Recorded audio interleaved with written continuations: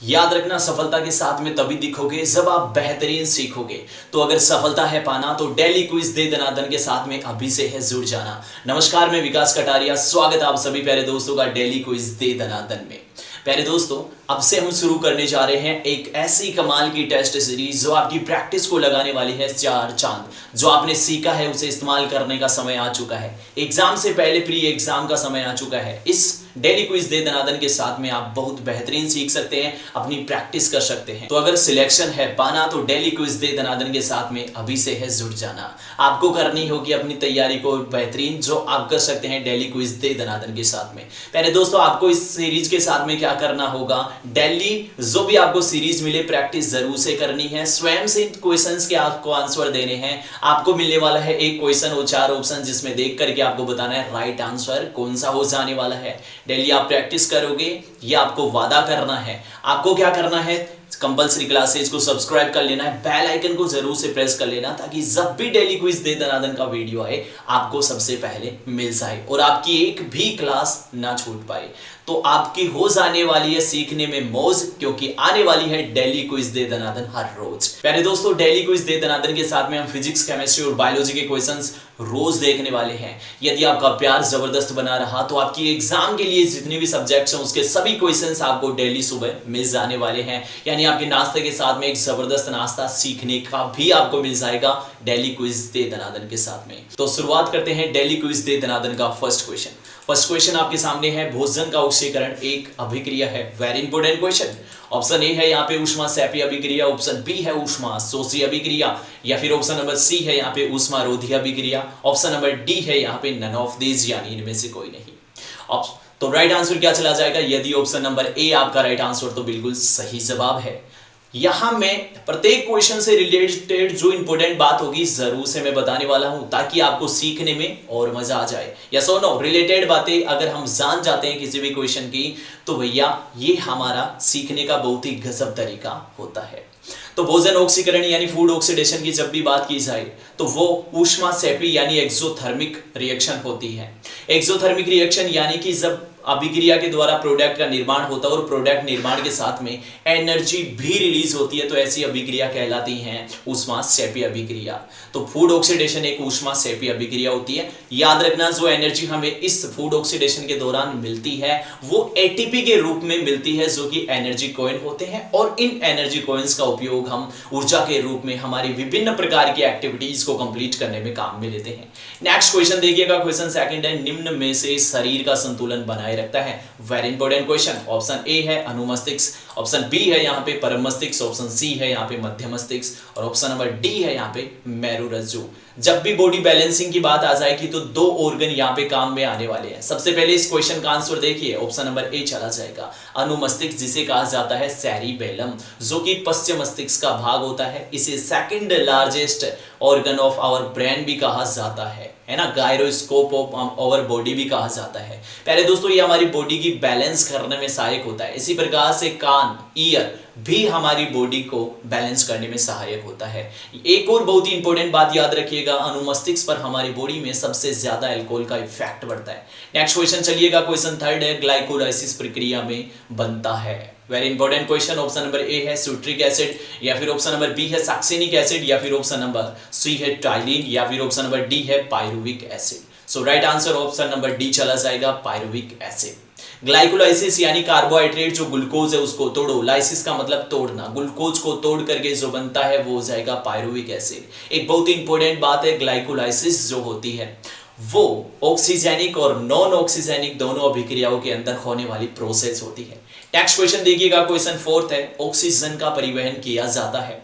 Option number A है bicarbonate द्वारा, option B है यहाँ पे हीमोग्लोबिन द्वारा, ऑप्शन सी है यहाँ पे CO2 द्वारा, या फिर ऑप्शन नंबर सी है प्लाज्मा के द्वारा। तो यहाँ पे राइट आंसर क्या चला जाएगा, ऑक्सीजन का परिवहन जो है सबसे ज्यादा हीमोग्लोबिन के द्वारा परिवहन किया जाता है। याद रखिएगा, प्लाज्मा के द्वारा भी किया जाता है, लेकिन जो इसका मेजर पार्ट, ज्यादा पार्ट परिवहन किया जाता है वो हीमोग्लोबिन के द्वारा। जब भी हीमोग्लोबिन ऑक्सीजन के साथ में जुड़ता है तो इसे कहा जाता है ऑक्सी हीमोग्लोबिन। 97% तक हीमोग्लोबिन के द्वारा ऑक्सीजन का परिवहन किया जाता है, बाकी 3% के समथिंग प्लाज्मा के द्वारा। Next question, very important question, CO2 का परिवहन कार्ब एमिनो यौगिक के द्वारा होता है। ऑप्शन नंबर ए है यहाँ पे 23%, ऑप्शन बी है यहाँ पे 70%, या फिर ऑप्शन नंबर सी है यहाँ पे 7%, ऑप्शन डी है यहाँ पे 97%। CO2 जब भी एमिनो हीमोग्लोबिन के साथ में जुड़ जाता है तो इसे कहते हैं कार्ब एमिनो कंपाउंड। ठीक है, हीमोग्लोबिन का जब एमिनो हीमोग्लोबिन के साथ में जब CO2 का परिवहन होता है तो वो कितने प्रतिशत होगा, वो होगा 23%। यदि आपका जवाब ऑप्शन है तो बिल्कुल सही जवाब है। प्यारे दोस्तों, बाकी का 7% प्लाज्मा के द्वारा वो CO2 का परिवहन किया जाता है और बाकी का 70% जो मेजर पार्ट परिवहन किया जाता है वो बाइकार्बोनेट के द्वारा CO2 का परिवहन किया जाता है। नेक्स्ट क्वेश्चन पे चलते हैं। क्वेश्चन 6 है, निम्न में से कौन सा रक्त निर्माणकारी अंग नहीं है? ऑप्शन नंबर ए है लाल अस्थिमज्जा, ऑप्शन बी है यहाँ पे लीवर, ऑप्शन सी है यहाँ पे स्प्लीन, या फिर ऑप्शन नंबर डी है यहाँ पे ब्रूनर ग्रंथि। सो राइट आंसर चला जाएगा। यदि आपका जवाब ऑप्शन डी है तो बिल्कुल सही जवाब है ब्रूनर ग्रंथि, जो कि हमारी डाइजेस्टिव ग्लैंड होती है। यहाँ पे जो रक्त निर्माणकारी अंग होता है उन्हें बोला जाता है हीमेपोएटिक ऑर्गन, जो कि हमारे बॉडी के अंदर रक्त का निर्माण करते हैं। बाकी के ऑप्शन नंबर ए, बी और सी सभी रक्त का निर्माण करते हैं। नेक्स्ट क्वेश्चन देखिएगा, क्वेश्चन नंबर यहाँ पे आ जाता है 7, कृत्रिम गुर्दा निम्न में से किस सिद्धांत पर कार्य करता है? Very important question. Option A है यहाँ पे विसरण, ऑप्शन बी है यहाँ पे डायलाइसिस, या फिर ऑप्शन नंबर सी है यहाँ पे सांद्रण, या फिर ऑप्शन नंबर डी है यहाँ पे सक्रिय परिवहन। सो राइट आंसर चला जाएगा ऑप्शन नंबर बी, डायलाइसिस। इसे कहा जाता है हीमोडायलाइसिस, यानी रक्त में जब नाइट्रोजनी पदार्थ की मात्रा हो जाती है ज्यादा तब कृत्रिम गुर्दा का उपयोग किया जाता है। इस प्रोसेस को कहा जाता है हीमोडायलाइसिस, रक्त अपोहन करना। इसमें नाइट्रोजनी पदार्थों को बॉडी से बाहर कर दिया जाएगा, अब जो शुद्ध ब्लड है उसको वापस से हमारी बॉडी के अंदर डाल दिया जाएगा। नेक्स्ट क्वेश्चन देखते हैं, क्वेश्चन नंबर 8, निम्न में से यूरिक अम्ल का उत्सर्जन करता है? Very important question. Option A है यहाँ पे मेंढक, ऑप्शन बी है यहाँ पे पक्षी, या फिर ऑप्शन नंबर सी है यहाँ पे मानव, या फिर ऑप्शन नंबर डी है यहाँ पे मछली। तो राइट आंसर चला जाएगा यूरिक एसिड का जो उत्सर्जन करते हैं ऑप्शन नंबर बी यानी पक्षी। पक्षी वर्ग को कहा जाता है एवीज वर्ग। यहाँ पे ध्यान देना, पक्षी जो होते हैं यूरिक अम्ल का उत्सर्जन करते हैं। साथ में याद रखना जो रेप्टाइल्स और उड़ने वाले जो कीट होते हैं वो भी यूरिक एसिड का सिक्रेशन करते हैं, जो कि एक नाइट्रोजनी पदार्थ है। जो भी यूरिक एसिड का सिक्रेशन करते हैं उन्हें कहा जाता है यूरिकोटैलिक जीव। ठीक है, ऑप्शन नंबर ए पे थोड़ा सा गौर करना, मेंढक जो कि एम्फीबिया वर्ग का सदस्य है, मेंढक, और ऑप्शन नंबर सी यानी मानव मैमल्स, ये दोनों यूरिया का सिक्रेशन करते हैं, यूरिया। और ऑप्शन नंबर डी जिसे जो कि पिसीज वर्ग का सदस्य है, मछली, जो कि अमोनिया का सिक्रेशन करते हैं। इसी के साथ में ऑप्शन नंबर क्वेश्चन 9 है यहाँ पे, जल का अविकल्प अवशोषण किसके द्वारा किया जाता है? Very important question. Option A है यहाँ पे पीसीटी, ऑप्शन बी है यहाँ पे डीसीटी, और ऑप्शन सी है यहाँ पे हैनले लूप, ऑप्शन डी है यहाँ पे संग्रह नलिका। राइट आंसर क्या चला जाएगा? यदि आपका जवाब ऑप्शन ए है तो बिल्कुल सही जवाब है पीसीटी। पीसीटी यानी प्रोक्सिमल कॉन्वोलेटेड ट्यूब्यूल, समीपस्थ सम्मिलित नलिका, जो कि ज्यादा से ज्यादा सभी पदार्थों का ऑब्जर्वेशन करती है, अवशोषण करती है, और इसके पास में अवशोषण करने के अलावा कोई विकल्प नहीं होता है, मेनली जल के लिए। ओके, नेक्स्ट क्वेश्चन देखिएगा, क्वेश्चन 10 है यहाँ पे, प्रतिवर्ती क्रियाओं का नियंत्रण केंद्र कहाँ स्थित होता है? Important question. Option number A है यहाँ पे अनुमस्तिष्क, ऑप्शन बी है यहाँ पे मध्य मस्तिष्क, ऑप्शन सी है यहाँ पे मेरुरज्जु, या फिर ऑप्शन नंबर डी है यहाँ पे परम मस्तिष्क। सो राइट आंसर, यदि आपका जवाब यहाँ पे ऑप्शन नंबर सी है, बिल्कुल सही जवाब है मेरुरज्जु यानी स्पाइनल कॉर्ड। प्रतिवर्ती क्रिया यानी रिफ्लेक्स एक्शन, एग्जाम्पल के लिए जैसे आपके घुटने पर किसी भी वस्तु से मारना या फिर पिंच लग जाना, ये सभी एक्टिविटीज होती हैं प्रतिवर्ती क्रिया है, रिफ्लेक्स एक्शन इन्हें कहा जाता है। हमारी बॉडी मेरुरज्जु और मेडुला ऑब्लोंगेटा के साथ में मिलकर के इन एक्शंस का कंट्रोल करती है, रेगुलेशन करती है।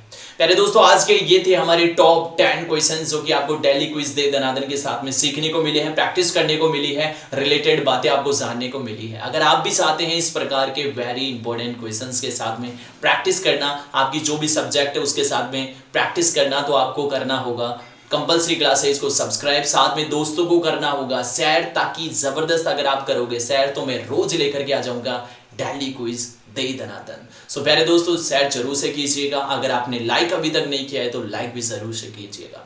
तो मिलते हैं अगली डेली क्विज दे दनादन के साथ में। तब तक के लिए आप सभी प्यारे मित्र एकदम मस्त रहो, व्यस्त रहो, मोटिवेट रहो। Thank you so much.